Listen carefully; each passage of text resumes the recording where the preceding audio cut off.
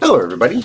Zachary Fruling here, aka Cozy Azeroth, one half of Spark Gap Games. I am going to get in Discord in just a moment, where I'm going to meet up with my friend and co-conspirator Dylan Metzing, and we're going to work on Gertrude's World, our logic 3D logic puzzle game we're just starting to work on. Let's get into Discord and see if he's there. If he's not there, he'll be along momentarily. It doesn't look like he's here yet. I need to share my screen in Discord as well so he can see my screen. So give me a sec to get set up here. Hello. Hello, how's it going?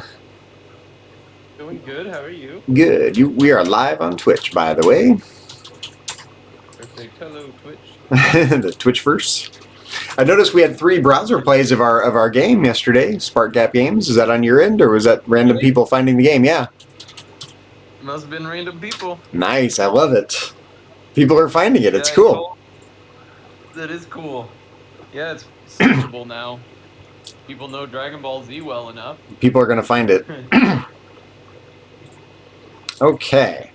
So, the long and the short of it is, I have had very little time to think about these animations. I did get on YouTube and look at a couple tutorials, and what I'm finding is that there's a bunch of ways to do it, and they're all complicated. Let me get on YouTube right now, because I did find that there were a couple tutorials that looked easier than others, and they were similar to what we wanted to do. So let me, Godot, let's see. Godot 3D animation. Let's see what we can find here. This one looked too complicated. There was one in particular that I thought looked pretty simple. Maybe I need to go to my save to watch later videos. Half a sec, I'll be right back. Let me just find my... Let's see here. Watch later. Scroll, scroll, scroll, scroll, scroll, scroll.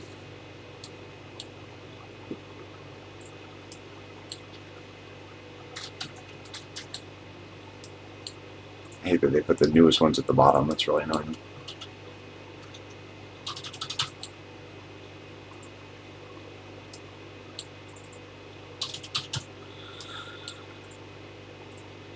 But we will figure it out. Yeah,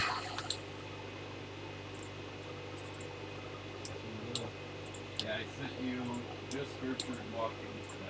Oh, okay, perfect. Okay, so I got a couple of sprite tutorials here. Let's open these up. New tab. New tab. Okay.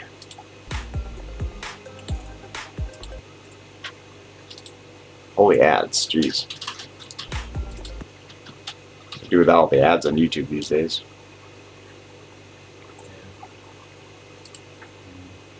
Let's just mute that real quick and mute that real quick. Let those ads run through.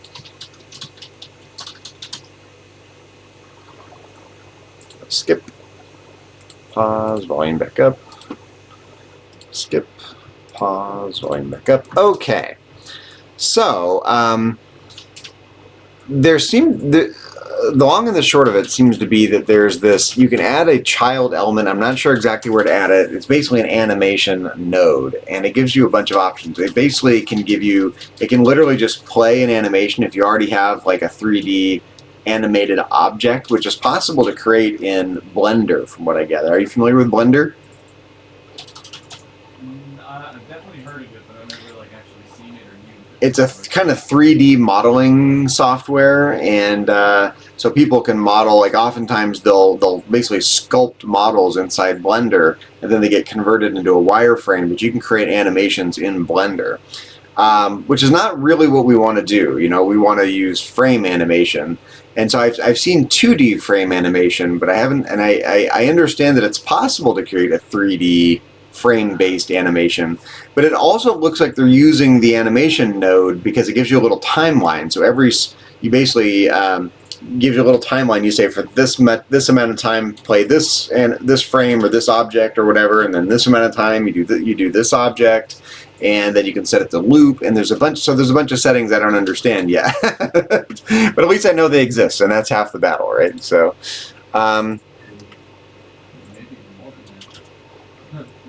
Yeah, so maybe why don't we just watch a couple of these real quick? They're not very long, and see what we can learn. See if this is what we want to do or not. You know, I skimmed these before, but I said I didn't have a lot of time to work on it. I'll be showing how to use the animated sprite node in Godot 4. So you start, it's good, create an. You know, one thing I hate about the way people make videos, they just talk way too fast. It's like, slow down, buddy. Animated sprite 2D. Go ahead and. Yeah, I don't know why. Like, they're just trying to pack it into 10 minutes. Like, this is actually not helpful. It just means I can't absorb it fast enough. Over to animation. Well, I guess you can slow down the sprite. settings. What's that? Sorry, had the audio on. We could slow down the playback speed. Oh yeah, is that possible? How does that work? Go to the settings there, and then playback speed instead of normal, just put it down just a little bit, like 0.75. All right, let's try it. Frames. Use sprite frames. Oh, that sounds almost normal. Yeah. I wonder if he sped it up intentionally. Sometimes people do. Really? Yeah, some things, like, I have to speed up some stuff, and some stuff, yeah, like this, I slow these down a lot, and then, like, trying to do learning stuff. Wow, this might... Yeah, I had no idea that people intentionally sped up their videos by default. I think that some people probably do, and, like, they cut out their breaths and stuff, and cut out all the pauses and stuff. Yeah, I mean, when I was podcasting, I would definitely edit out the breathing noises and weird pauses and things like that. Absolutely. I think people are afraid of, like, people's attention span, basically. So Huh. they make it all go faster. Go ahead and open up that. Oh. Well, this is a short video. This is only 3 minutes at 75% speed here. So let's see how we do. And we'll click this red button right here. And we'll select our frame. Actually, I'm going to back up a little bit here. So you start, it's good. Create an animated sprite 2D. You can go ahead and head over to animation. So this is 2D, but I think the same thing holds for 3D. Frames. So that seems like what we want, frames. Go ahead and open up that up. And we'll click this red button right here. And we'll select our frames. Oh, okay. Actually, yeah, when you're doing 2D animations, there are these 2D sprite sheets, and you actually you can basically upload all your sprites as a single image, and then it'll automatically chop it up into individual sprites for you. But that's not what we want. Set up the screen. We have 1, 2, 3, 4, 5, 6, 7, 8. So we'll set the horizontal size to 8. And I'm going to skip ahead just a little bit. 8 says, I will head over to texture, filter, nearest. I can also go ahead and rename this. I'm going to back up just a little bit because he's on the cusp of doing what we want to do here. I'll add those, and now we have them all set. And now for this particular animation, we can select which frames we would like to use. So I will use this one and this one. I'll add those, and to fix this blurriness, I will head over to texture, filter, nearest. I can also go ahead and rename this to walk forward. And now, let's save that. Let's create a new script. In here, I will control and click over my animated sprite. Let's just rename this to anim. And same as our animation player, we can simply type anim.play. Walk forward. Press play now. You see, it automatically plays. And for the reason, if you would not like it to loop, you can. Okay. Go to texture filter or game from the era. You might notice that. Well, let's see what we can figure out here.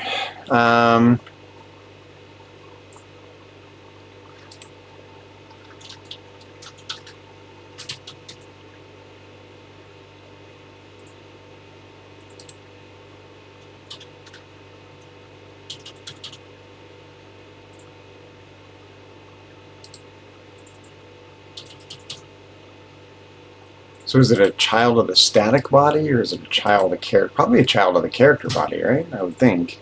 Or maybe it's a parent of it. I have no idea. That's part of the problem. I just don't understand how these nodes relate to each other. Let's check out the other video here and see what this guy does. This guy, I think, uses more like smooth animations that look like they're voxel style, but I think he said he animated them in Blender. So let's just see what he does. How long is this one? 8 minutes. So let's just bear with this guy for a minute. Hello everyone, Godot here. Today I'm going to show you how you can blend between animations. As you can see over here, it's going between running state and idle. What's that? Is it possible to make it a little louder? Oh, it's I'm at full volume on my end. I don't know why it's not loud enough. It's quite loud for me. Can you turn on captions? Is there captions? Oh yeah, definitely. Yep. State or like a walking state. And then over here we have the flip. If you get hit, there's an animation that plays that can also blend between the running state. So you see you're running, getting hit. And then there's also like, if you're just chilling, idling, you can still get hit and you go back to the same. It's pretty smooth and seamless. You should go back to the same state. That looks more like what we want. I'm not going to release any of the assets here, because this is a project I'm planning to release on Steam. But the idea is, if you have some animation set up in your animation player, such as the hit over here or the idle, which is just a loop. What? Level 2. Of the guy chilling, or if you have the walk animation set up already, Yeah, see what's confusing here is he already has the animation set up, so Yeah, that's what I'm thinking. So we've got everything set up already. you can use the animation tree. So this is the animation tree I have set up, so I'm going to show you how to set that up as well. So if I go over here to my root node and I add in an animation tree, you can see. So let's look at his screen here real quick. We got... Oh, man, I just don't understand this. Body, left arm. I just don't understand this yet. I have a few things I can configure, such as the tree root and the animation player. First thing you want to do is select the animation player, and then what you want to do is tree root, you want to do blend tree. When you click blend tree, you can see nothing really happens, but animation tree down here show a grid, and on the grid there's one node called output. Now how do I actually work with this output node? Well, what I would have to do is I have to right click and do animation, or I'd have to click animation, and now I can play an animation just by connecting this. But which animation is it going to play? Well, the one I tell it. So you want to play hit, you can play hit. You want to play idle, you can play idle. You can play walk, you can play walk. Yeah, I want to blend between two animations seamlessly. So I can do that in the blend space, 1D. I'm using 1D here, and that's fine because all I have is a walking state and then a running state, and then there's kind of like a jog in between. There's not really any defined states in between. A blend space 2D would work on a 2D grid. I'll do it over here, or 2D grid literally here. And the idea is if you had like a left, up, right, down animation, that would be perfect, because then you can make a diamond or a square. You can kind of work in between, like maybe someone's moving like 45 degrees up left, or maybe 45 degrees down right, or maybe like 30 degrees down right. But I'm just going to be using blend space 1D, but it should be the exact same for 2D. Now when you get into your blend space, you'll see this cursor moving around. And that cursor is amazing because that will help us decide which animation we're playing. Add an animation. What you want to do is click this pencil icon with a diamond, and you want to right click. You want to click, and then you want to just select the animation. So I have idle. Yeah, so he already has... This is not super helpful because he already has his animations made, so... I see this other one here, and I look at this one. Let's check this one out. Godot 4 Simple 3D Animation. Check everyone off your list at Nordstrom Rack. The biggest... Hello. Today we will add animations to a character using an animation tree. We are continuing with the simple third-person controller we made in the last tutorial. Again, similar to what we want. Watch that video here. Make sure that under the model you have looping animations looped, and press re-import if necessary. We will select the hero scene and right-click and select Edit All Children under Character. Add an animation tree as a child. Okay, so animation tree as a child under the character. Okay, let's try it. I just hope... I'm always worried about messing things up. I'm like, what if I fuck this up? We haven't built anything yet. It's okay. Yes. Okay, so... As a child of the character...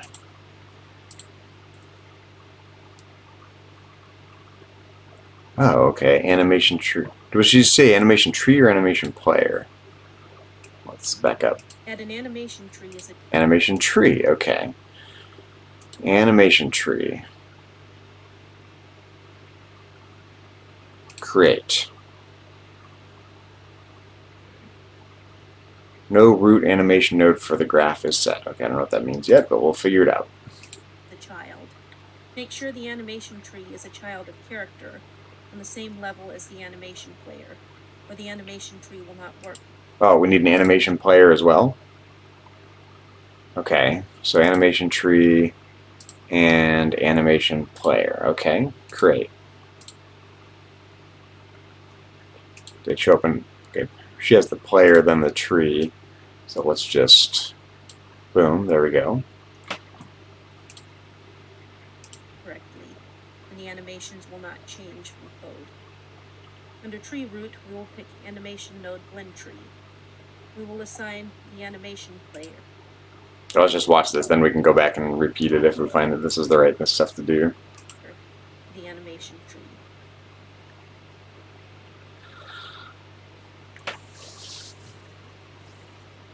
Click Add Node and add a transition. Connect it to output. We will call this transition in air.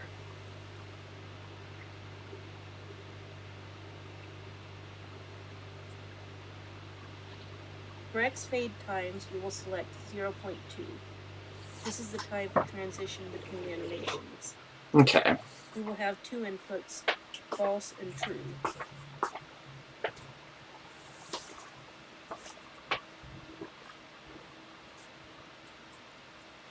We'll add an animation and connect it to true. This will be jump, and we will use it if in air is true. When you click on the film reel, all the animations in the assigned animation player will appear in a drop-down menu.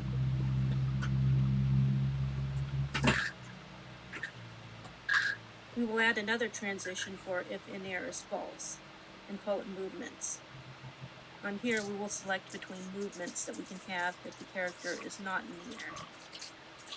Well, at least, I mean, I'm understanding this in principle, so you basically, it's just a set of inputs and outputs. So associated with your character is an animation thing, tree, and it's, you define all the inputs. If you're jumping, then do this. If you're not jumping, then do this. If you're idling, then do this. If you're, you know, whatever. So I don't quite understand how it works yet, but it's basically just a complicated way of doing if-thens, you know. If this, then play this animation for a certain amount of time with all the parameters on it. So let's just see how it goes, and maybe we can brute force our way through this. Yeah. Again, it's so overwhelming. Like, gosh, I'm not a dummy, but it's just like, God, this is complicated, you know. Maybe it's because I'm not that familiar with object-oriented programming, and I'm learning that as I go, and there's a new interface, I'm just learning it all at once, and it's quite overwhelming, but we'll figure it out.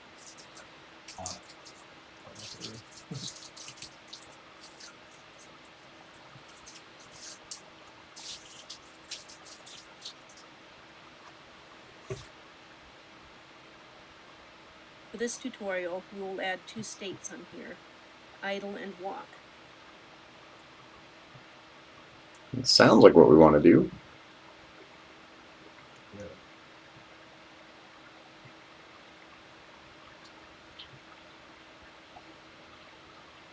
We will add and select the animations for these.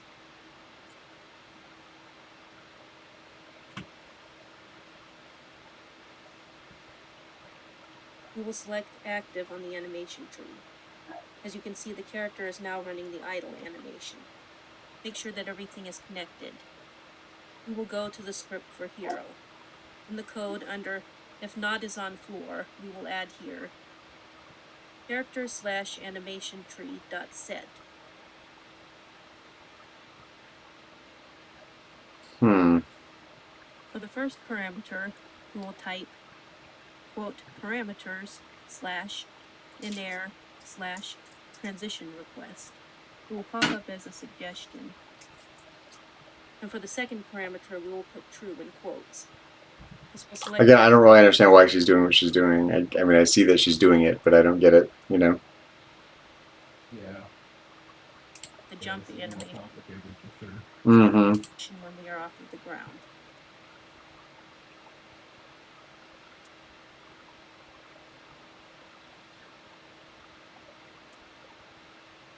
Down here in the hero script, we will add if is on floor.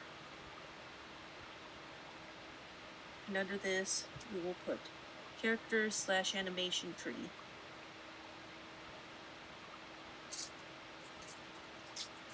Parameters in air transition request false.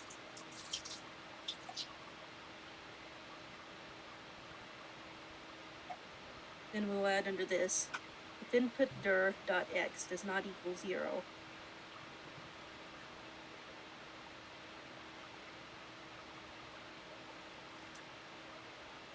or input dir.y does not equal 0.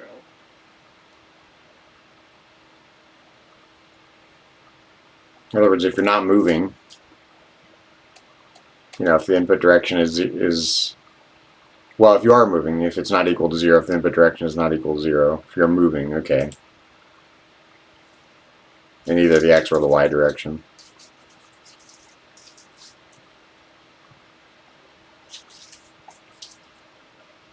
Character/animation tree.set.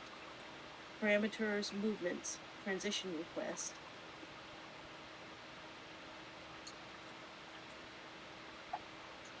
And to walk. If we are getting input from the player to move, we will be walking. Then we will put an else, make sure it is under the second if. We will put character/animation tree.set. Okay, well, let's see here. Animation player. Let's see what we got here. Current animation. Is there anything we can figure out how to do?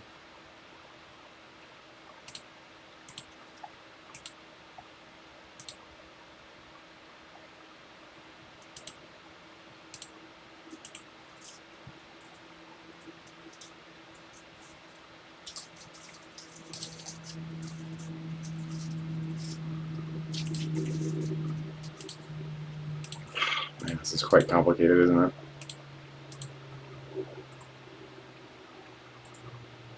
Yeah.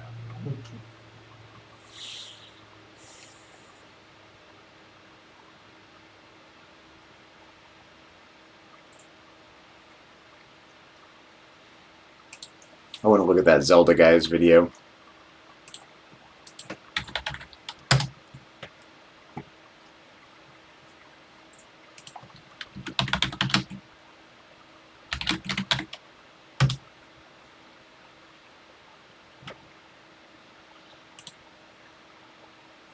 And put it. Okay, where does he talk about how he did the...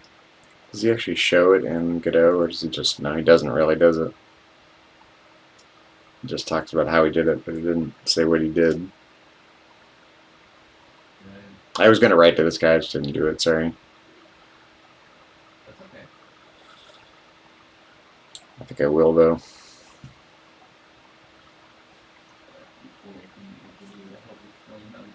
Yeah, maybe you can even convince him to jump on a thing with us and show us how to do it, you know? I mean, people who know how to do things love sharing the things they know, generally, you know? Yeah.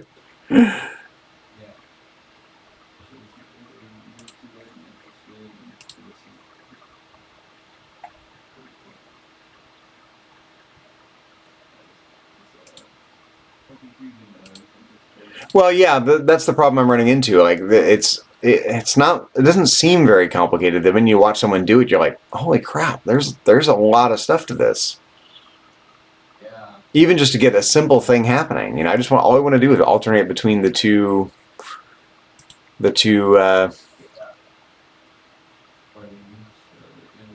Mm-hmm. So here's our goose, right? Frame mesh instance. That's Gertrude, right?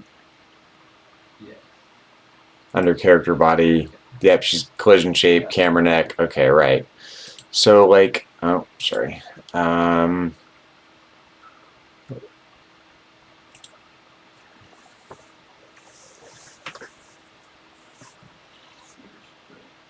Yeah, I just want to see if there's anything we can do. Like, is there a way to hand code it? You know. So there's, it's interesting. There's stuff here that seems like we could figure this out, but again, this might be a figured out for next time kind of thing. So set the frames. Frames equals V. What is V? Current frame equals 0. Okay, so we're at frame 0. So what's interesting to me, it seems like it's already defined in terms of frames, and the frame just stays the same because there's nothing to tell it to change. Yeah. So it could be we just upload a bunch of different, skeleton. No, I don't want to mess with anything. Got it working. Okay.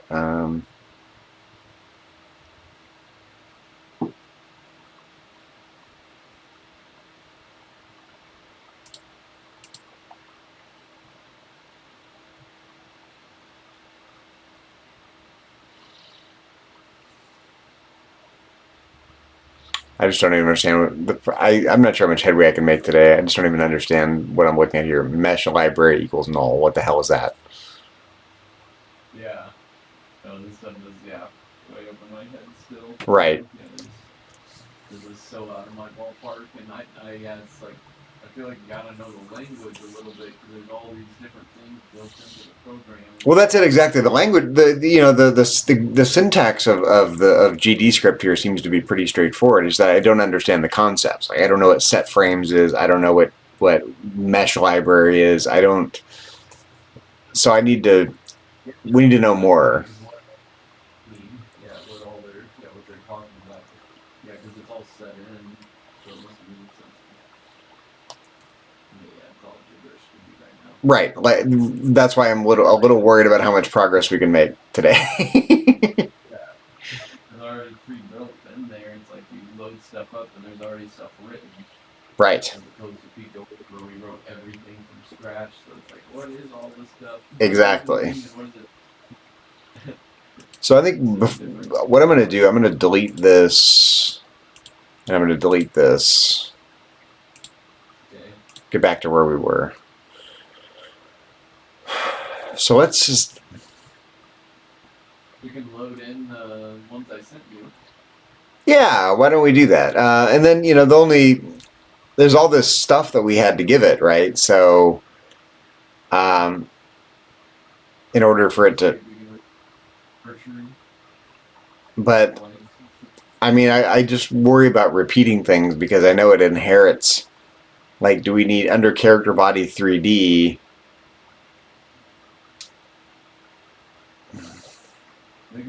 Maybe make a new character body 3D with like a second goose for now, just to practice, and then maybe at some point we'll delete the first one. Right.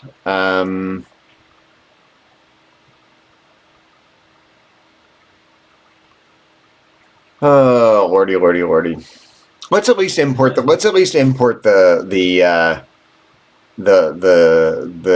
Vox files. Yeah. At very least. That way we can say we've done something. I don't mind baby steps. I really don't. I want to be able to say we did something today. Try to choose something. Yeah. Yeah. Did you already send them to me? Yep, I sent you one. Okay. Let me just hit the be right back button on the stream, and I'll go to my email. Oh, there they are. Gertrude walking. Yep. So these are the 3 frames of the walking. Yep, the 2.8 is the middle. Got it. Okay, that's easy to tell. They're in order, so that's perfect. 1.9 is to the left, and then middle, and then to the right. Okay. Cool. Okay. Now. These versions I messed wings moving a little bit, so the wings move now too. Oh, and how did we do this? We had to go to. Was it import? No. We ran it through something, didn't we?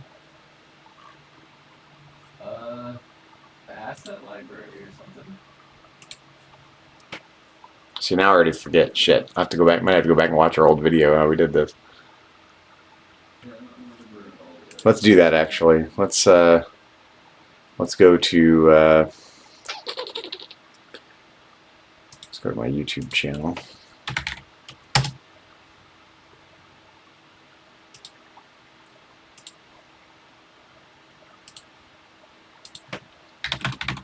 Gertude.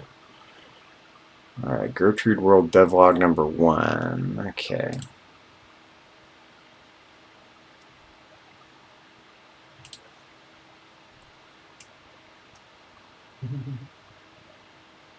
I know it's kind of fun to watch us our baby little steps because it's not obvious how to do this stuff. We're having to figure it out. Yeah, super not obvious.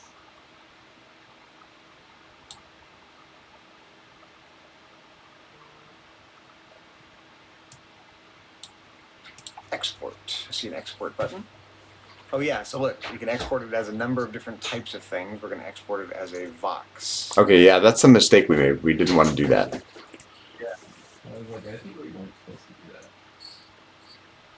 do that. Hi, honey. Hi. How was But school? it's not. It's. It was good. Yeah. Felicia gave us these Hold on a little sec. kisses Oh. because we won our social media contest. Oh, good. Yeah, so we have little kisses. Do we have hash browns also? Yeah, there's some. Okay, good. Just if you don't mind, when you turn on the air fryer, can you just move the tomatoes maybe onto the other side of the counter, Okay. just so that they don't get hot. Okay. And move everything, and then move the air fryer over so not everything Oh. over there gets hot. I will. Thank you, sweetheart. Yep. So are you leaving again at 3:30 or? Probably, yeah. Okay, sweetheart. Okay, get some food and get all geared up for your last rehearsal. Ugh, yeah. For showtime tomorrow. Yay! It'll be so fun. Okay. Documents. Gertrude's World. And paste them all. Oh yeah. We had to paste the files into. Right. Okay. OneDrive, Documents, Gertrude's World. Okay, that's right. So downloads. Let me grab my 3 files here. Boom, boom, boom. See all these other projects I've been working on. Nice. And we're just gonna copy them. And we go to. So where's OneDrive?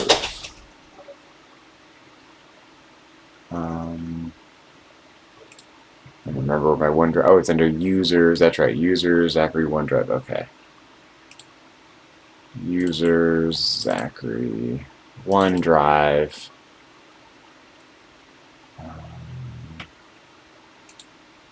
Documents. These game dev environments can't put it anywhere intuitive. Gertrude's World. And here we go.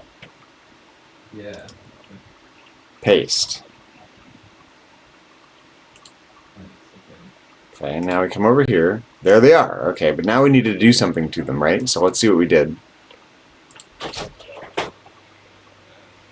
Okay, now we need to go and do the importing. We need to re-import them, right? So we go to boom. We'll start with the first one. What's that, sorry? It's funny. Funny listening to how we work. This is very meta. Uh-huh. I said maybe. I'm not sure if we had to do that or not. I don't know. Might have been. I don't know. That guy took it and it just so happened to work and that's it's him. It's like, oh, there we go. Yeah, I'm not sure. I don't know. Oh yeah, the re-import thing. Right. So we come down here. Gertrude walking. Import. Megavoxel mesh. That was it, right? Yeah. Yeah, that was right. Yep. Re-import. Let's get rid of this.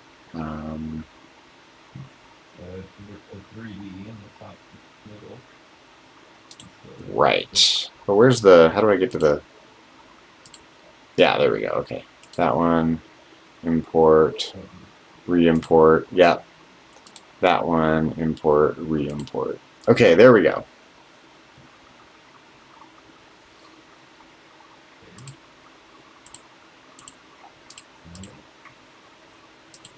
Now what the heck do we do with them, right? All I want to do is like write a little script that rotates between them, you know? But then they all have different, they all have all this, they all have stuff. They all have the camera and they got the, you know, that's why I don't think what we need to do is create a separate character body. I think we need to find a way to write a script that rotates between different mesh instances and maybe with different collision shapes, because they're going to have different wireframes around each 3D version. It might be subtle, but there's going to be they're going to have different wireframes, right? That's why I just like I'm out of my own. I don't know how to do this. We're working on it. We are working on it.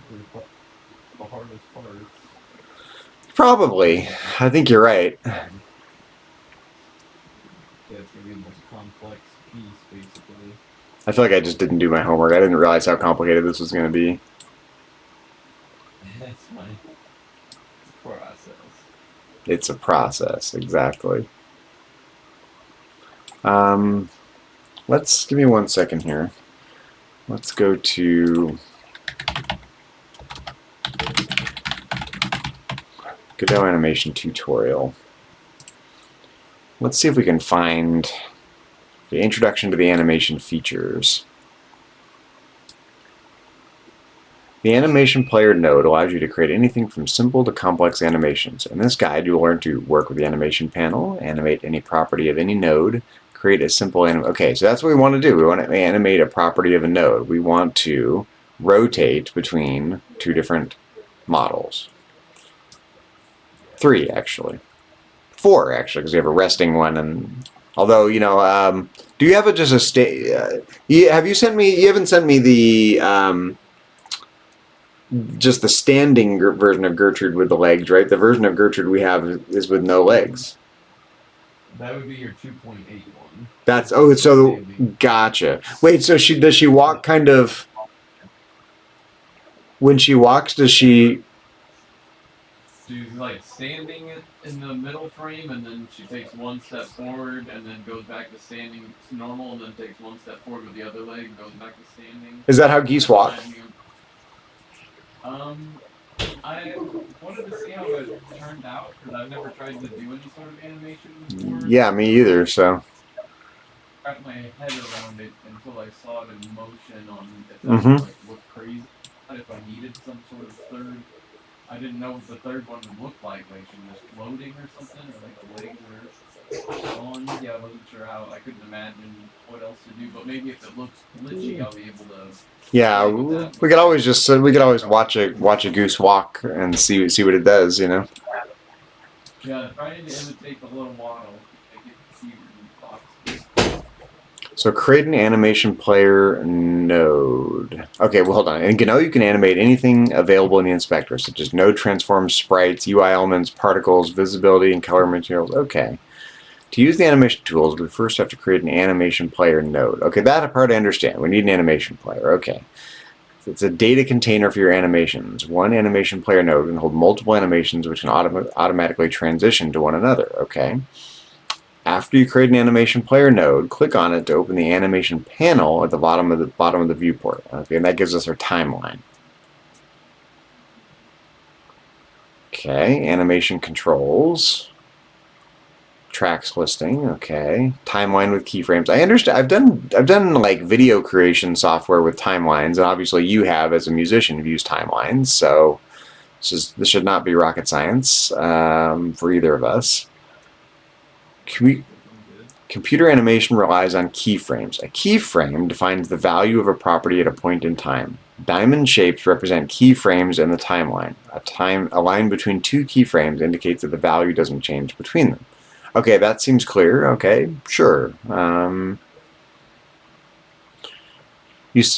Yeah, so those values just persist over that amount of time. between those diamonds. Okay. You set values of a node's properties and create animation keyframes for them. When the animation runs, the engine will interpolate the values between the keyframes, resulting in them gradually changing over time. So you can actually have it can actually create smooth animations for you, which is interesting. Might be especially relevant in 2D, but there's probably something analogous for 3D. Yeah, but I suspect that you'll have to have something like what that guy showed us, where he already had some pre-baked animations he just wanted to transition between. We want to worry about we need to make the simple animations first before we can worry about transitioning between them. Timeline defines how long the animation will take. Blah blah blah. That seems clear. Each line in the animation panel is an animation track that references a normal or transform property of a node. Each track stores a path to a node and its affected property. For example, the position track in the illustration refers to the position property of the sprite 2D node. Okay, I get that in theory. We got the sprite, then we got the position, and this section of the timeline is showing what's happening to the position in that time frame. Okay, I get that in concept, but I'm not there yet. Yeah. Creating a simple animation. Scene setup will create a sprite node with an animation player as its child. We'll animate the sprite to move between 2 points on the screen. Warning. Animation player inherits from node instead of node 2D or node 3D, which means the child node will not inherit the transform from the parent nodes due to a bare node being persistent in the hierarchy. Therefore, it's not recommended to add nodes that have a 2D or 3D transform as a child of an animation player node. Okay, I get that. Don't add a node that itself has a transform as a child of the animation player. Okay, I get it. I think. Adding an animation. Select the animation player node and click the animation button in the animation editor. Okay. Managing animation libraries. For reusability, the animation is registered in a list in the animation library resource. If you add an animation to animation player without specifying any particular settings, the animation will be registered in the global animation library that animation player has by default. If there are multiple animation libraries and you try to add an animation, a dialog box will appear with options. To add a new track for our sprite, select it and look at the toolbar. These switches and buttons allow you to add keyframes for the selected node's location, rotation, and scale. Since we're only animating the sprite's position, make sure that only the location switch is selected.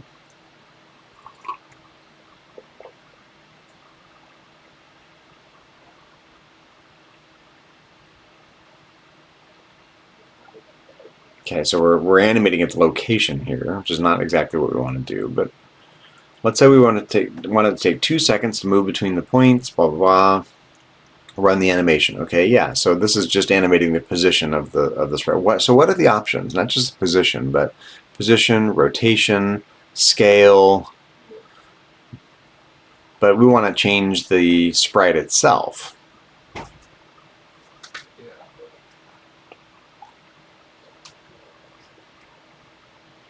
Keyframes for other properties. Okay. Godot's animation system isn't restricted to position, rotation, and scale. You can animate any property. If you select your sprite while the animation panel is visible, Godot will display a small keyframe button in the inspector for each of the sprite's properties. Click on one of these buttons to add a track and keyframe to the current animation.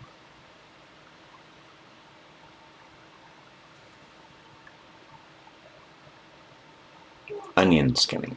Godot's animation editor allows you to use onion skinning while creating an animation. So it just shows how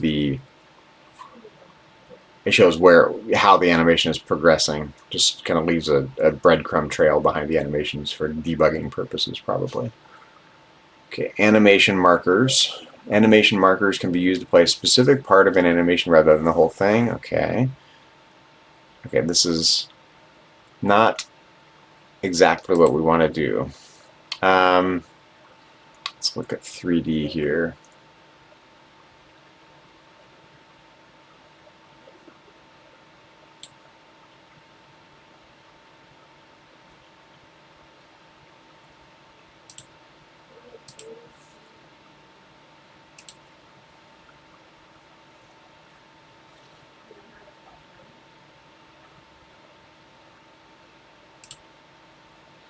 All right, let's check out the animation tree concept here.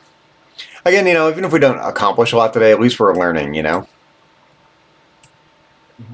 that's a victory. That's like the biggest thing to do.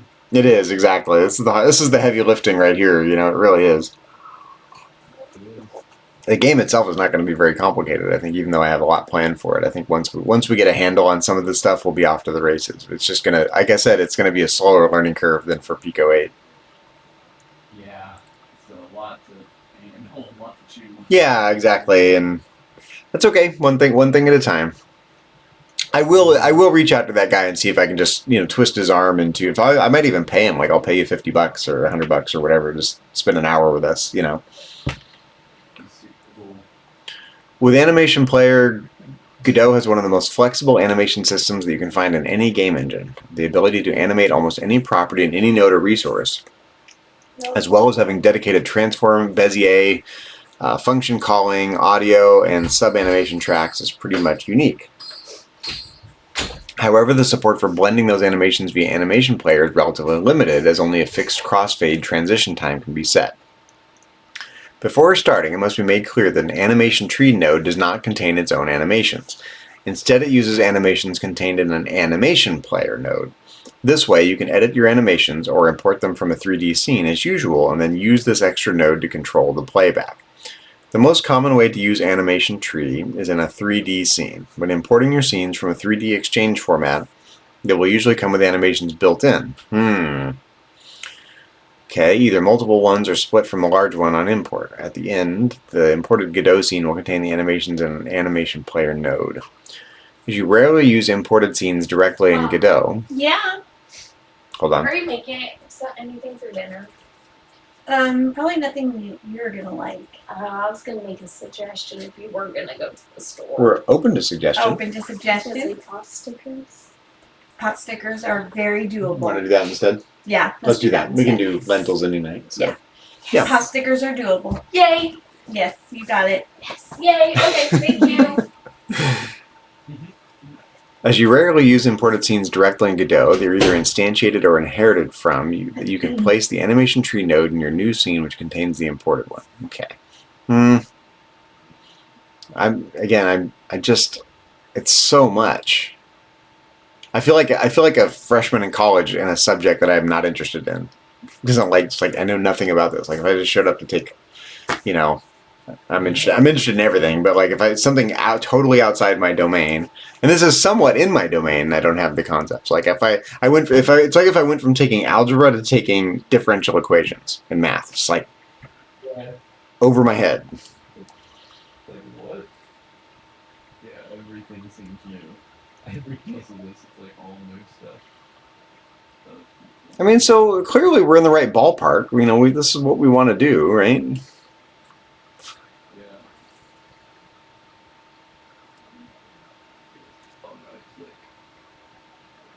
Like, I'm just not so great spatially, so it's just like I look at this and I just go, oh my god, I'm never gonna figure this out, you know. For better blending, it gives me a new appreciation for even the simplest modern game that I like to play. You know, it's just look at all the stuff that goes into making animations.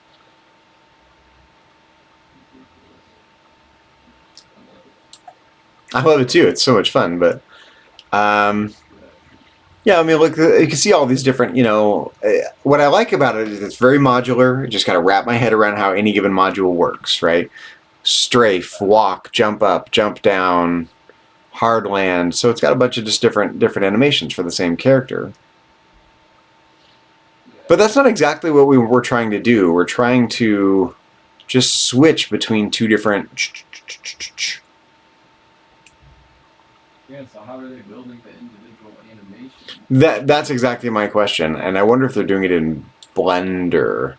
I'm gonna do a quick Google real quick, so hang tight. Let's see here. Magica voxel animation in Blender.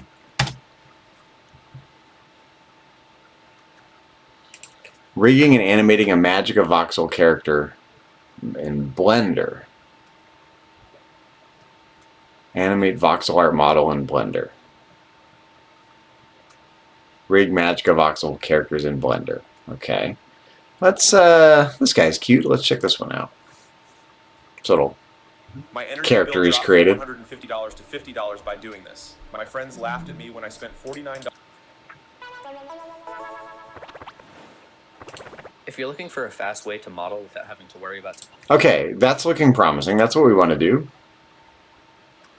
Well, the nice thing is, Dylan, if it, you know, as opposed to just rotating between frames, we could actually create it so it's literally animated. So, you know, each section of the voxels gets its own little frame, you know, section of the frame in Blender, and you create smooth animations with it and control the smooth animation so it walks more smoothly. Might be a little harder to figure out, but it might look cooler.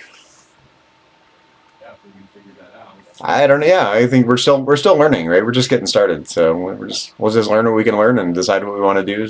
If we decide this looks easier and cooler or too hard and we don't want to do it, whatever, you know. Let's just watch for a minute and see what happens. Topology and things like that, check out Magica Voxel. It's a free program that lets you build with voxels, which are basically like 3D pixels. It feels kind of like Minecraft or Lego bricks. And yes, this is better for stylized models, but if you want to be impressed, take a look at all the voxel art people are making on Instagram. There's some really impressive stuff. So in this one, I'll be showing how to bring your Magica Voxel characters into Blender so you can rig and animate them. Also, I mean, this look cool. I mean, you can't deny that even those simple animations look cool. Yeah, I don't understand how we did the arms at 45 degrees like that. Well, that's I'm sure he's going to show us, right? let's give the guy a chance and see what check out he my says. Patreon for all the project files from my videos, coupon codes for free Gumroad products, and a bunch of other files that I don't... Sorry, I can't hear you over the video. It just clobbers you. So every. Oh, I'm just giggling at the guy. Oh, okay. File these things, loading. I like share it. anywhere else. Cool. I also donate Yeah, some of yeah. the profits to environmental causes each month. Link is in the description. Here's a summary of what we'll cover. First, I'll show how I like to prepare and export my models from Magica Voxel. We'll take a look. Oh, look at what he's done. What the heck? Look at the different file types in Blender, how to get materials working, and then we'll clean up the model to get ready for rigging. Next, we'll make the armature and parent everything up so we can make our character deform. I'll also talk about Wow, that's interesting. a few ways to fix your weight. Yeah. Alright, let's get started. So if you want to download Magica Voxel, I'll put a link in the description. It is 100% free. You can just go to this website right here. Right on the front page, there's a download button that will send you to the GitHub. All you have to do is click one of these and it'll start downloading. I downloaded this one right here for Windows. And it'll come in a zipped file. And when you unzip it, this is what it'll look like inside. All you have to do to open it up is click this exe file, and that will open up the program for you right here. So I'm not providing an in-depth explanation for how Magica Voxel works. It's not too complicated to use. There are hints down here, so all you have to do is hover over things, and it'll tell you what they do, and if there are any shortcuts, things like that, it'll tell you what all of these tools do, you know, how to use them in a very basic way. If anyone's interested in a more in-depth tutorial, let me know in the comments below. So I created some characters over here, and this little... Okay, so far so good. He's about where we're at this stage of our process, so that's good. But look at what he's done. He's created spaces. This must be where the joints are going to be. Yeah. Fish person is the one that I'm going to be Huh. bringing into Blender and rigging today. Also, to prepare my character model, I took the selection tool and separated all the body parts that I wanted to move individually. Interesting. So I could see... I mean, I don't know what that means for things like... I mean, so they're basically joints. So I don't know what that's going to look like with the tail wagging in the back, you know, waddling at the back of Gertrude. That's not exactly a joint. So, but for the legs, I could see this technique working. Yeah, that's what I was thinking. I could do that for the legs. Mm-hmm. Well, no matter what, we're learning some useful concepts here. Considered any of that. I was wondering how he got the arms. Yeah, he just created joints. He imported this whole, you know, maybe he exported each piece individually, or maybe the entire thing. Then in Blender, he can rig these up as each of these voxels turns into a 3D chunk that he can then connect with joints in Blender. If you want your character's joints to bend, then you can skip this step. So you can see down in the bottom right corner, we have this export tab. You click on that, it'll give you a bunch of different options for how to export. I prefer to save things as a PLY, and I'll show you that a little later. Basically, the topology will be nice and clean. You can also export as a cube right here, and that will basically import each voxel as like an individual cube. And that's nice for if you want to, you know, make your character crumble into a million cubes or something like that. Well, that might be what you do. If you export it as cubes, then you can control each cube individually. And I'll bet you in Blender, same thing. You can just kind of, you know, transition between the two.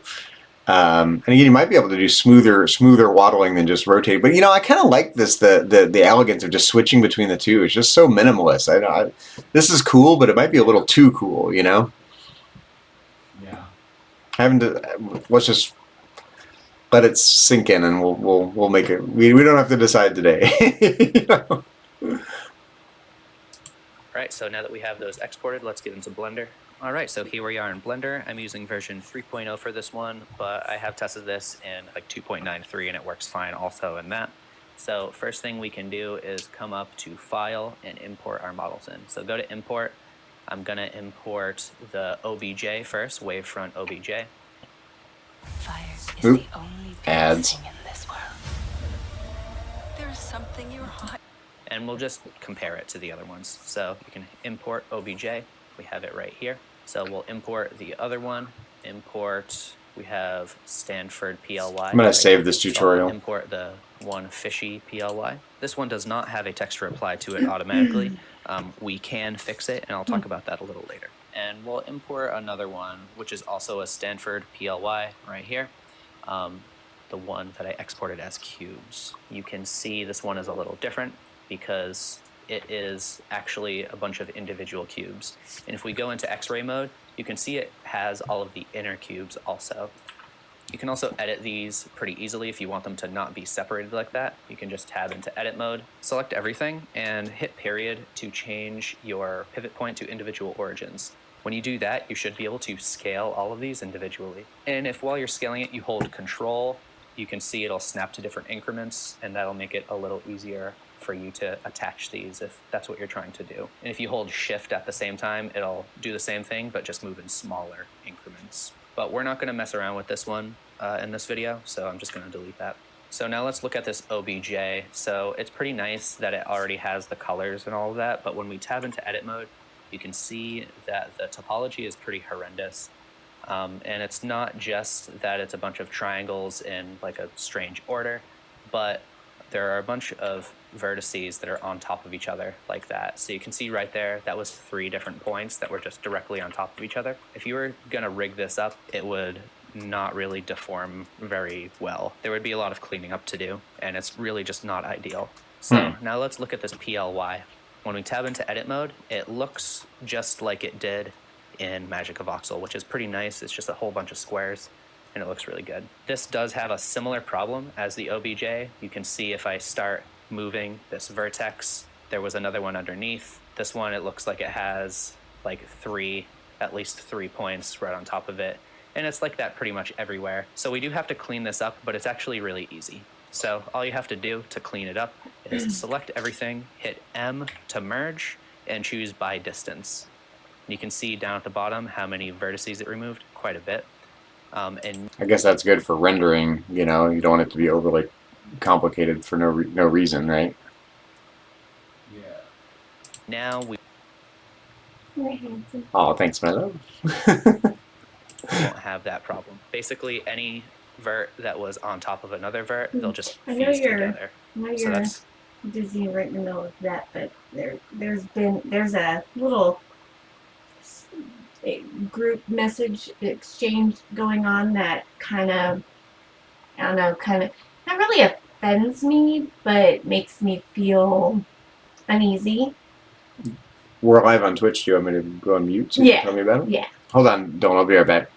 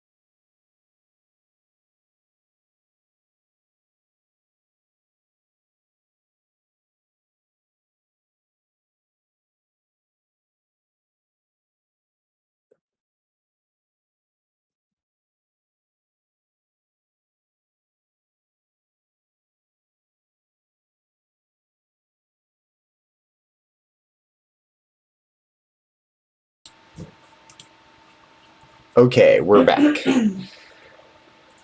So while we have this pause, Dylan, it seems to me that I like the direction that this video is going because it gives you individual control. I mean, some of these what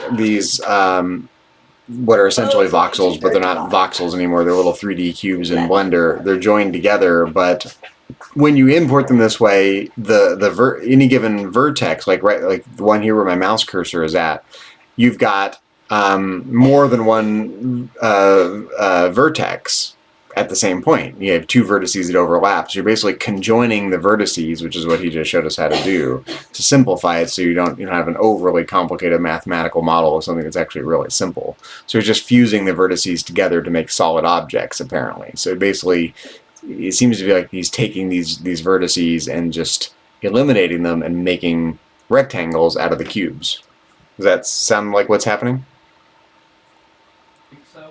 I think so too. So let's I'm about to peel back one of those vertices to show us what changed. Mm-hmm. Let's see what he does. It's pretty convenient, and that's pretty much all you have to do to clean it up. Also, make sure... Might be a cool way to make little angled things out of the cubes too. You know, you could make you could make not just cubes, but you could make little pyramids and things if you wanted to, you know? Yeah, smooth things out. Mm-hmm. That you merge things before you put all of the arms and legs back in place, because if you move things first, then they'll be connected, and we will have separated everything kind of for nothing in Magic of Voxel. So next what we can do is go into shading and fix the colors. So select your character or your model, go into shading right here, and we'll add a new material.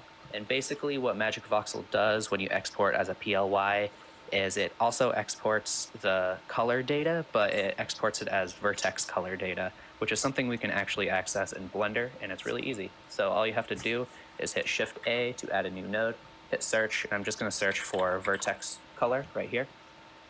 And when I click this, you can see it has this option right here, col just for color. That's like the default vertex color name, so you can just choose that, and you can just plug the color into the base color right here, and that's it. That's all you need to do.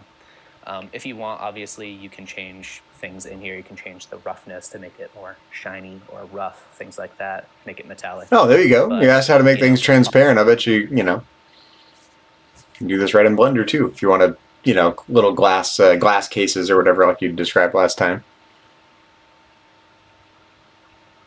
Yeah.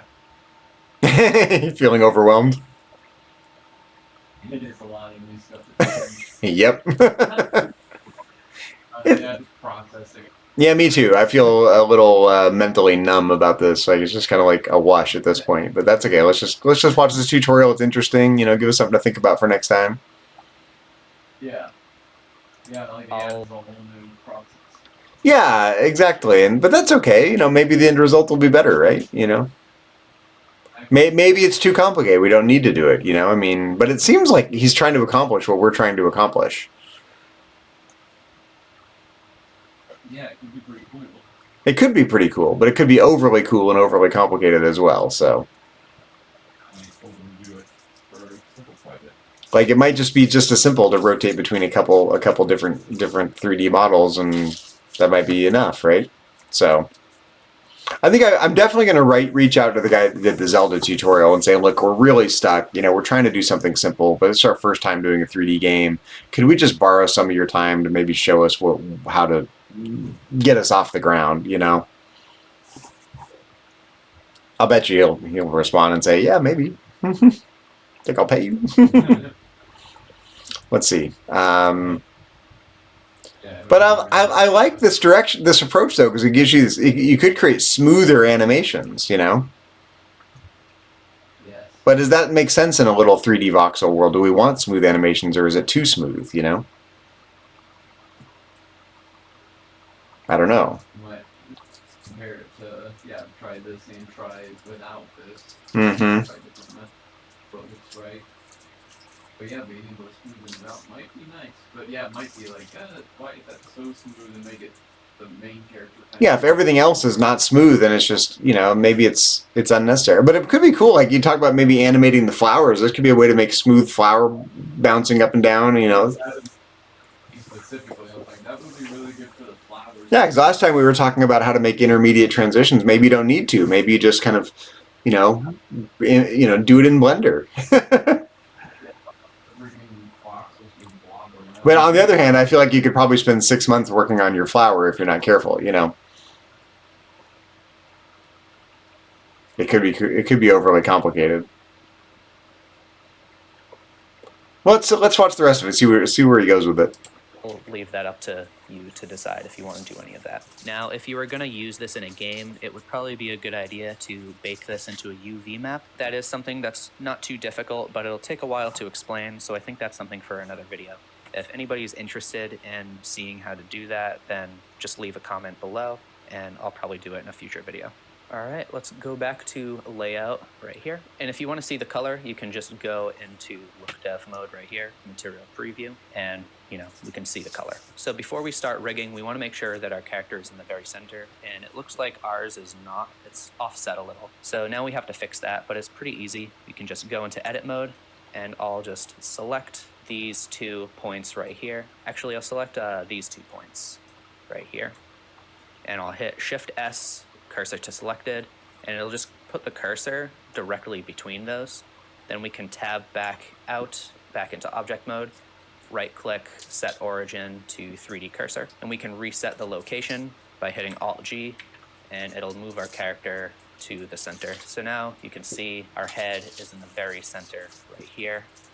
If the 3D cursor bothers you not being in the center, you can hit Shift S again and choose cursor to world origin.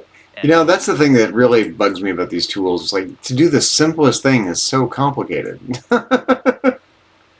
Like, all we want to do is center the damn thing, and look at the 8 steps you had to do just to center the thing in the middle.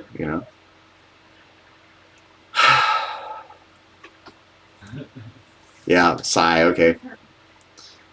We'll just let it soak in today.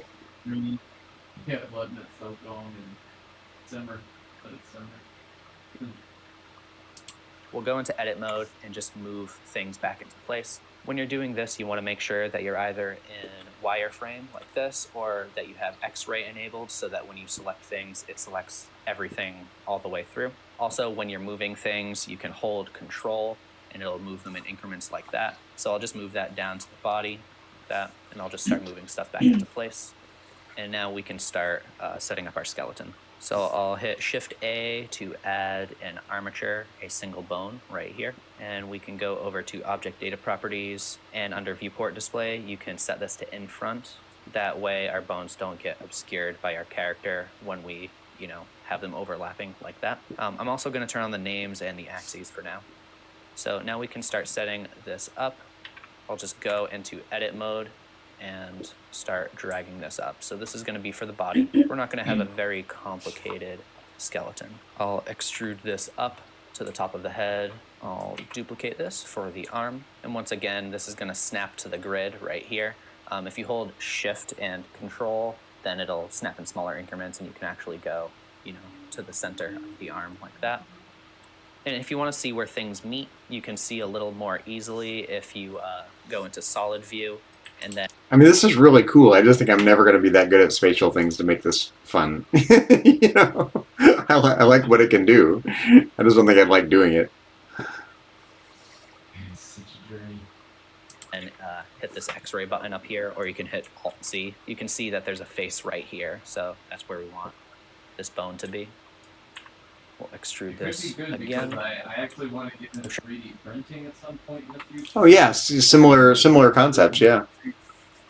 Yeah, similar stuff to what I've seen in the 3D printing world. Yeah, definitely. Videos. Yeah, that's what this is reminding me of right now. I've thought about that as well, because there's things I've wanted to either make for maybe for ham radio stuff or for electronics kits or whatever, and 3D printing is a good way to make some of the things that I thought about making. So it really is. It's such a cool thing to have access to. Mm-hmm. Sure, you notice that this isn't actually centered, so we can just select these, look from the top, and then move that to the center of the arm. I'll just duplicate this and use that for the leg right here. We'll do that same trick. It looks like it's right about here. And then I'll extrude this to the front of the foot like that, and we can just move these forward. So you want to make sure that these bones right here are parented to the body, and mine are, but if yours aren't, you can just shift select these two, make sure you select the body last, and Control P, choose keep offset, like that. I turn the axes on because I like to make sure that when I rotate things on the x-axis that they're moving the way that I want. You can test that out by going into pose mode, selecting a bone, hitting R, and then X twice. And if it moves in the direction that you want, then you're good to go. I would like this to move more like up and down, like a jumping jack.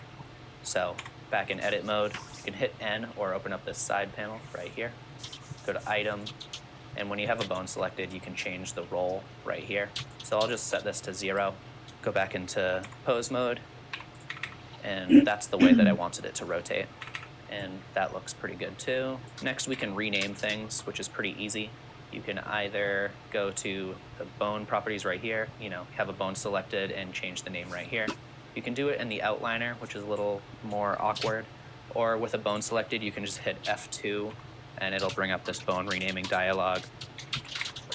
So I'll just rename that one body. You can do this in pose or in edit mode. Doesn't really matter. So you don't really have to do this, but I think it's good practice. So I'm just gonna run through and rename things really quickly. Okay, now that everything is renamed, we can select everything, right click, go to names and auto name left and right. So everything that's on the left side of our character will now have a .L. Everything in the middle should not have that. And if it does, then it's not actually in the very center, and you can just move your bones to the center, and then it should be fine. All right, with everything selected, once again, we can right click and symmetrize. Now everything that had a .L will be duplicated and flipped to the other side, and you can see now everything on the right side has a .R. And yeah, I know this is the left side of my screen, but it's the right side of our character, so that's why it names things that way. So this naming convention is pretty important when it comes to being able to flip and copy poses and things like that. So it's a good idea to have the .R and the .L like that. I explained this a little more in some of my other rigging and animating videos. Okay, now that we have our bones set up and rotating the way that we want, we can actually parent our character to our armature. So I'll show you one of the problems with the way that we did it. Basically, now if you select your character and then shift select your armature and Control P to parent. If you try to do this with automatic weights, it'll give you an error usually that says bone weight painting failed or something like that. And it's because when you have intersecting geometry or overlapping vertices, things like that, automatic weight painting, it tends to not work right. It doesn't really know where to parent things. That is one of the benefits of doing it the other way, where you can keep your character separated, rig everything up, then you can do the automatic weight painting, and then you can move everything back into place afterward. But for some reason, it worked for us this time. I'm not really sure why, but we can go into pose mode and see how this works. It looks like we are getting some deforming in a way that I don't really want. What I wanted is for each segment to move without influencing the other segments. But you might want your character to be bendy like this, so in that case, you don't really have to separate your character. It's like if you wanted to create a digital Gumby or something, Yeah. Different pieces. So instead of parenting it the way that we did, what I'll do is select our character, shift select the armature, and Control P, and choose with empty groups. So now if we go into pose mode, nothing will happen because the vertex groups are empty. That would be, telling which part of the geometry to follow our bones. So now we have to do that manually, but it's actually not too hard. Basically what you can do is select everything in pose mode like that. Then you can go back into object mode, select your character, and go into weight paint mode. Now under weights, you can do assign automatic from bones, and this is kind of the same thing as automatic weight painting. So we can do it that way now, and it'll give us an automatic weight paint, kind of the same way it did before. Or another way that you can do it is just by tabbing into edit mode on your character so you can see the mesh. And if you know the names of your bones, all you have to do is basically, I'm under object data properties and vertex groups. So all you have to do is select the vertex group. So I know that my body bone is right here, so I can just hit L to select the whole body like that. and then you make sure the weight right here is all the way up to 1 and hit assign. So now if I go into pose mode, I know that moving this bone will move the body like that. So we can just do this for every body part. I know the head bone is right here, so make sure you select head, hit L right here because it's a separated piece, and then you can just assign that. Just run through and do that for all of your body parts. So now you can see that when I move this around, each segment is actually completely separated, which is what I wanted in this case. So if you want to have a bendy character like this, but you're still not liking how parts are deforming like that, I would say the easiest way to weight paint it and fix it is by going into pose mode right here. Then you want to go up to edit and turn off lock object modes like that. Now you should be able to click on your mesh right here and go into weight paint mode like that. And when you do things in this order, you'll be able to... I don't really understand what this weight painting thing, do you? No, not so far. hold control and left click bones, and it'll actually let you select the bones this way and view the weights. And when you have them selected, you will also be able to rotate them still and move them around like that, which is pretty handy. I recommend if you're going to weight paint like this, that you... I think this is just too complicated for what we want to do. What do you think? Definitely possible. I mean, there's some things I like for making the walking animation, it might look really cool, or maybe moving the tail seamlessly in the back might look cool, but I'm not sure there's enough benefit. I mean, why not just switch between the two models and, you know, so what? It's pixelated. It's supposed to look jerky and pixelated, right? Yeah, we can figure out how to just flash between the different pictures I made first and see how that looks. And yeah. If it feels too and like it needs to be smoother, then maybe invest in this. I think if we were going to build a game that had more moving characters, like if we did the Dragon Ball Z game, you know, in this, and they're going to all be fighting and stuff, then maybe I would invest all the time in smoother. But I think we just have Gertrude. Yeah, pretty much, and maybe the Gertrude's children, but that's nothing else in the game is going to need to articulate in this way, you know. Yeah, not to this degree. I agree. So I think for my next step, I think I've convinced myself that animation is complicated, even simple animation, and I'm convinced that the guy who did the Gertrude video knows exactly what we need to do. I just need to find a way to pick his brain. So I think the most efficient thing to do is probably just to reach out to the guy and say, hey, look, we're stuck. You know, we're just learning Godot. We've created some models in Magic of Voxel. We've got them imported into Godot. We've got our character moving around, but we just can't figure out how to do what you did. And it looks like you did it really quickly and easily compared to everything else you did. So could we just borrow a few minutes of your time to teach us how to do this and what we're missing? You know. Yeah, if we got that recorded in the stream, so we can watch it back every time we needed to. Yeah, exactly. So, and then maybe I need to learn GD script better because I don't understand anywhere near enough. I mean, I understand the language is actually pretty simple. It's just the syntax is not complicated. It's just that all the different nodes and how they connect to each other and what they refer to, I don't have any idea of yet. So maybe I need to buy a book on GD script or on Godot, and just dive into the book and see what I can learn it more piecemeal than I'm trying to do, or trying to jump ahead a bit. Maybe I need to just back up and learn some fundamental concepts about Godot first. Yep, always going back to basics. Exactly. So, but it's a big game. You what? I said it's going to be a fairly big game compared to what we just. Exactly. So it's worthwhile taking the time to learn it up front. I know it feels like slow. I'm frustrated because it's like I just want to be better at this than I am yet. And I guess I was assuming we could figure it out today, but and even in watching these tutorials, I'm just finding myself with more questions than answers. I don't understand what to do, so I'm clearly missing something, Yeah, I'm feeling the same way. I'm like, oh my gosh, there's actually so much to Godot, and I've done zero looking into any Godot stuff. Yeah, and I've looked into it a little bit, but nowhere near as much as I should probably. And That's all right. We'll get there. Yes, we will. Even if I could just convince the guy to give me like can you just write out the 5 steps it takes to animate between two things? Just whatever he can give me would be helpful, you know.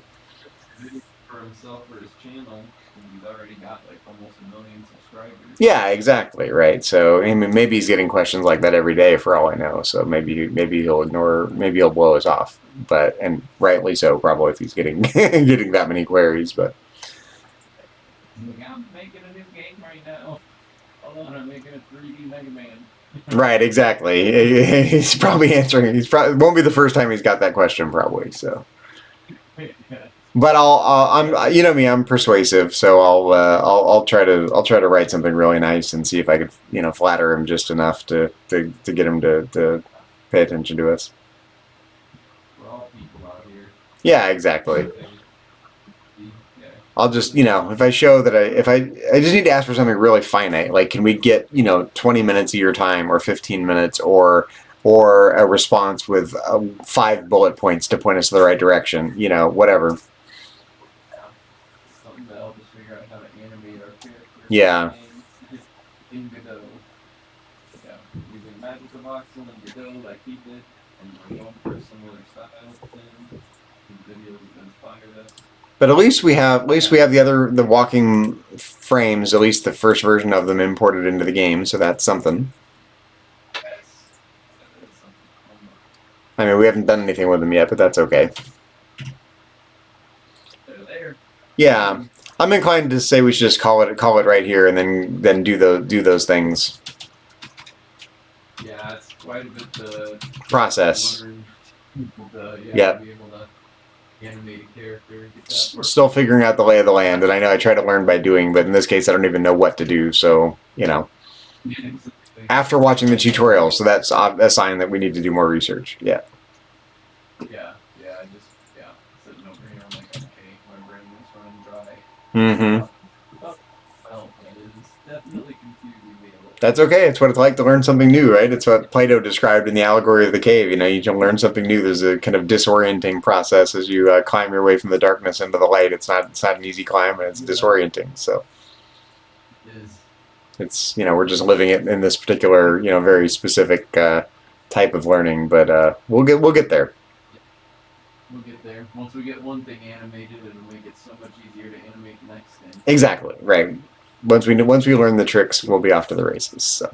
Yeah. By the time the nest room is done, the trophy room's probably not even going to be daunting. It's just going to be fun. Yeah, exactly, right. Then we can start just building a scene, and that'll be fun.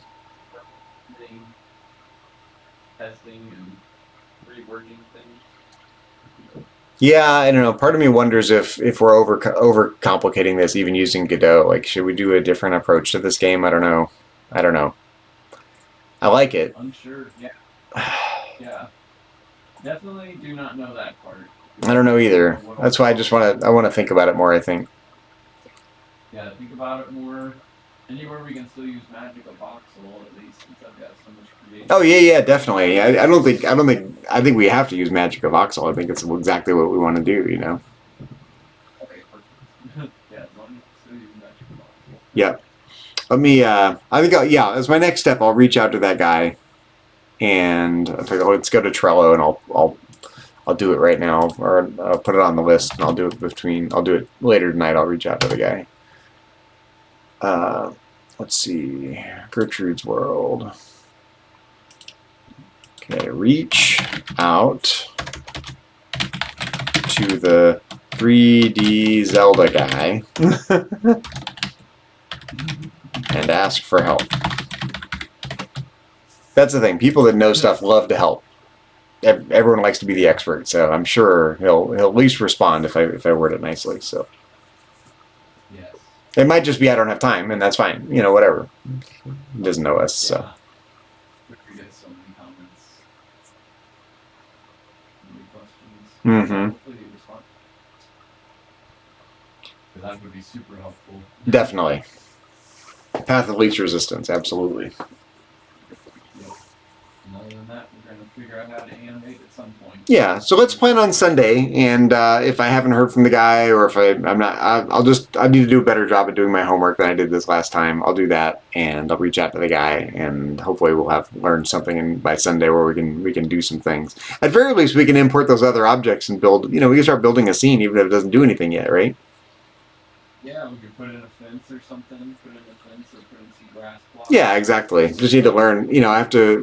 It's like I did it once, and I already forget how to do it because I've only done it once. Adding the wireframes and stuff around the 3D objects. Like I did it once, but now I already forget how to do it.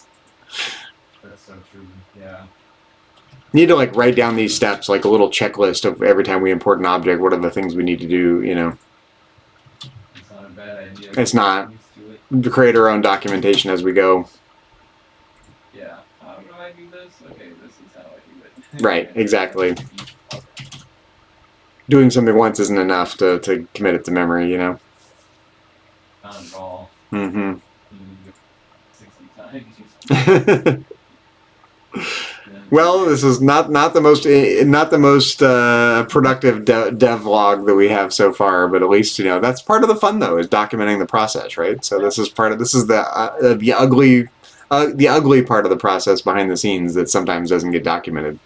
People that are really good at stuff make it look easy because you don't see this crap behind the scenes. Yeah, this is half of my music stuff too. Is just technical errors, not understanding. Mm-hmm. Yeah, like when you're watching, I don't know, back in the day, I used to watch Michael Jordan on the basketball court, made it look easy, but you don't see the thousands and thousands and thousands and thousands of hours on the basketball court looking ugly, behind the scenes before the big game. So we'll get there. This is flexing our muscles, right? So it's okay. Well, yeah, let's just call it, and we'll move on. We got some other things to do this afternoon, so we're going to go do those, and then tonight I'll reach out to that guy and see if we can, enlist his help a bit. Perfect. Sounds good to me. Well, yeah, it was fun just to connect and look. We have at least five new things to think about each now, so let's just let that percolate for a little bit and see what we come up with for next time. Yes. Yeah, I'm excited. Yeah, and think about which direction you want to go. You've seen kind of you may not know all the ins and outs of it, but you've at least seen two different approaches to animations now. The 3D Zelda one that we looked at, and now we've got the Blender approach. And just think about the different parts of the models and what might look best and what's easiest and not, and what's worth the effort and what's not on your end. So. Yeah, if we can get the 3D Zelda style, yeah, more fun. I like that style. I really do. I think it's more than adequate for what we want to do in this game. Yeah, I think it'll make this game look really good. I think it'll make more sense styles in both of our heads at this point. It's kind of more clunky, but not clunky, but Well, it's purposely pixelated. It's voxel art. So why would you want to make smooth animations in Blender when you have voxels? You want it to look voxely, right? So. Yeah, keep up with the voxeliness and not have things get smoothed out. Exactly, I agree. Even a 45-degree angle doesn't match, Yeah, exactly. It doesn't really make all that much sense. It doesn't. I agree. So I'm talking myself out of using the Blender approach the more we talk. So. It will be more simple, and I would like to do it in a game at some point, because I think it'll be really useful to know how. But I don't think it's as necessary for Gertude. I think that I could probably, if I sat here long enough, I could probably figure out how to code, hand code alternating between the two objects. But it has all this other stuff. That's the thing I don't understand. I don't have any experience with object-oriented programming, so I don't understand how that affects the wireframes and how that affects the collision shapes and how that all gets bound together. And so I need someone to point me the right direction on those things before we try to do that, I think. Yeah, it's nice having help whenever you're starting. Yeah, so I'll just reach out to someone whose work I already admire from that one video has solved this problem in a very simple way, it looks like, and it doesn't look like he belabored it. Look how fast he was able to crank out that world. Yeah, he did it the way that we're wanting to. Right, exactly. And he's doing it in a way that was different than what all these other tutorials that I'm seeing. So, you know, we just... Yeah, I really like the way it was turning out, and I would like ours, but yeah, kind of duplicate that. Mm-hmm. Yeah, I like the way his Zelda walks. And it's Yeah. just a 3-frame animation. Right. Similar to how the... Yeah, what's interesting about that though is it's a little hard to see the feet. So I don't think the standing animation is the right middle frame. So I suspect that I like your left foot forward and your right foot forward, but I think the middle frame probably needs to change if I had to guess. Otherwise, it's gonna look like he's taking little baby steps forward, which maybe we want, but that's not how geese walk, right? So. Yeah. It'll either look like that, or hopefully it'll look like kind of smooth, steady steps, but I can't really... Yeah, or maybe it just happens so fast that, you know, no one will notice or care and it'll look great. So. Yeah. The left leg's forward and the right leg's forward. The left leg's forward. Or we might take out that standing and it's just like standing when they're standing and then it just flashes between the two, or it's left foot forward. Right, exactly. Maybe there's not a third one.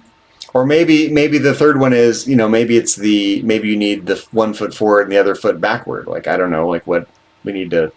Well, that's what the left and right ones are. The left one is the left foot's all the way forward and the right foot's all the way back. And then the right one's the other way. The right... Oh, so the middle frame might, you know, the middle frame could be like, you know, one leg forward and the other leg on the ground or downward and then...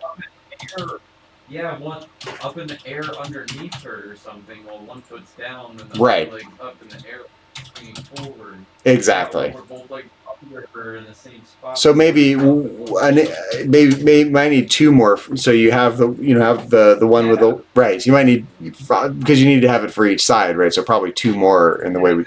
Yep. Ah, that makes sense. It finally clicks. Yep. I can do that.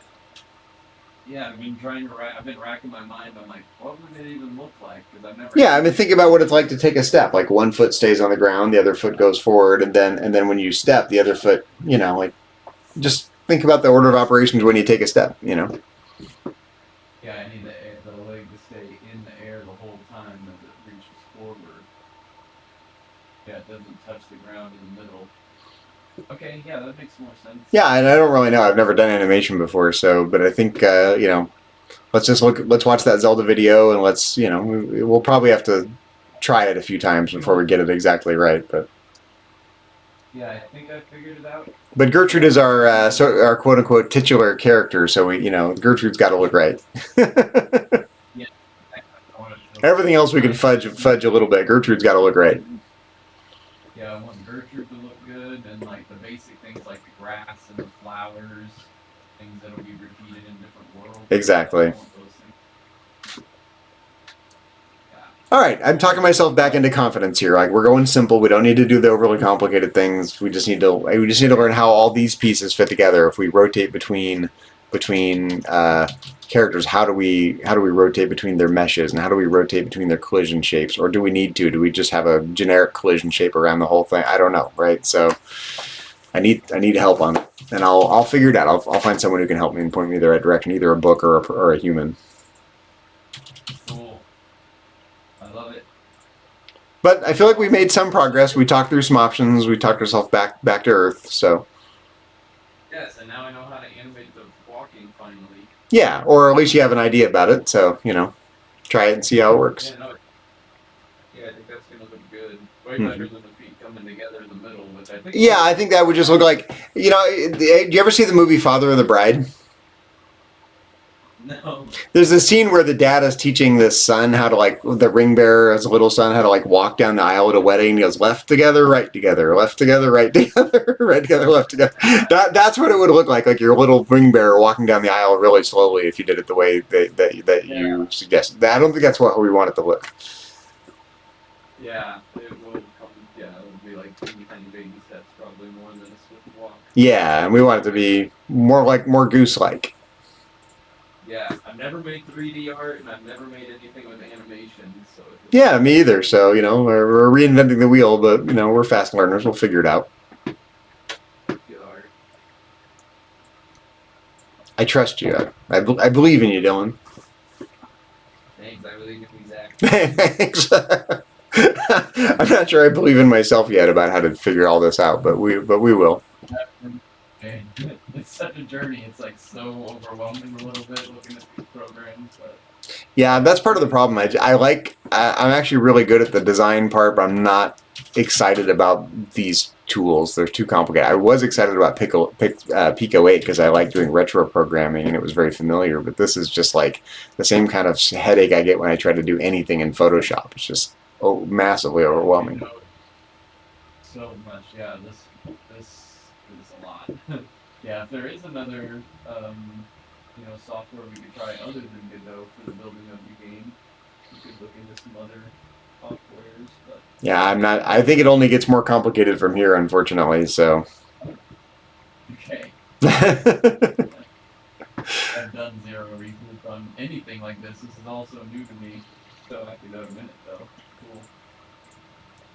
I mean, the other option is to go back to retro and make it a 2D, not make it a 3D game after all. Make it a 2D Gertrude's World with that's. I want to do 3D.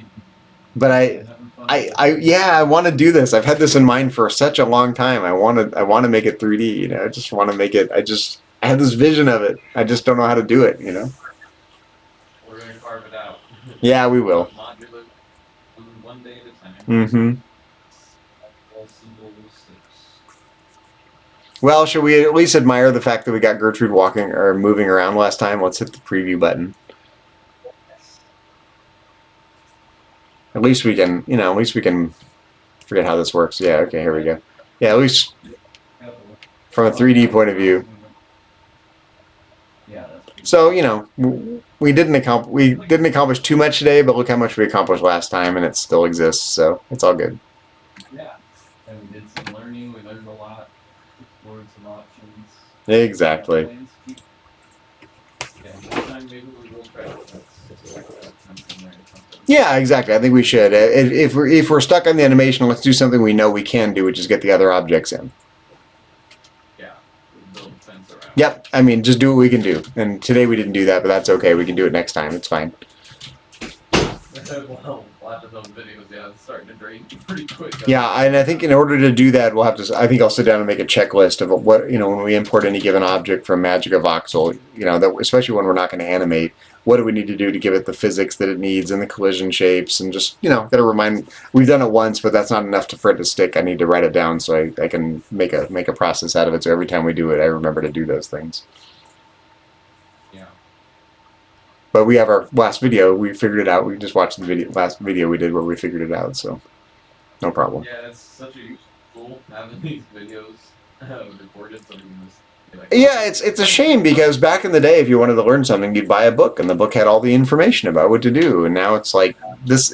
On the one hand, it's that's not efficient because you don't see anything. You just have a list of steps. But I'm so old. I would almost rather learn something from a book than from watching these tutorials that raise more questions than they answer. They really do, and especially with stuff this complex, it's like, oh my gosh, I need a really. Well, they're all just taking so much for granted because they've clearly done it before, and they're trying to teach you some very specific thing, but all the rest of the surrounding context is not explained, so I still don't know how to do it. Exactly, it's like you are confusing me by how little this is confusing you. Yeah, so I think I might jump on Amazon and look for Godot, a Godot 3D book, and see what I can glean from it as well.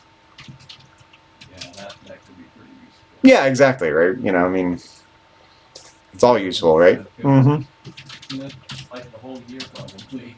Mm-hmm. And we might do other games in here too, then it's especially worth it. Yeah, definitely.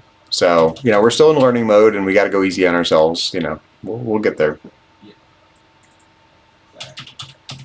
That's part of the things that distinguish people that are successful at things from people that aren't. It's getting difficult right now. We're hitting our first roadblock. It's a little roadblock, but we're hitting it. That you have to go. It sucks, but we're gonna power through it, and we'll learn what we need to learn. Some people go, give up, altogether. And, no, we're just gonna keep hammering away at it until it makes sense. It's okay. That's how I felt when I started my eggs. Started making eggs. Mm-hmm. I was overwhelmed at first. Yeah, I mean, I see it happen in you know, when I'm teaching college, I see it happen in students. You know, it gets difficult and some people drop out, or it gets difficult and some people complain, or it gets difficult and whatever. And then there's the people that are like, yeah, it's difficult, but let me come to your office hours and we'll figure it out. Those are the people that are going to be really successful, you know? So, so I'll reach out to the Zelda expert, see if I can get 15 minutes of his office hours, so to speak, and you know, put myself back in student mode and figure it out here. So. Yeah, that was super cool. Let me know if he responds, what he says. Or Yeah, definitely. That'd be super cool. And then Sunday at 1:30. Is that what you're thinking? Yeah, Sunday 1:30. Yep. Perfect. Sounds good for me. Sounds good. Well, thanks for everyone watching. I see a couple of people watching. Thank you for watching us fumble around in Godot. We didn't accomplish a whole bunch today, but we have some new things to think about, and we talked ourselves back into going simple. So it's all good. Dylan, have a good evening over there. You too. Talk to you Sunday, if not beforehand. I'll let you know what I hear back from the guy. Perfect. Okay, talk to you soon. Okay, have a good night. You too. Bye. Bye. Bye, everyone.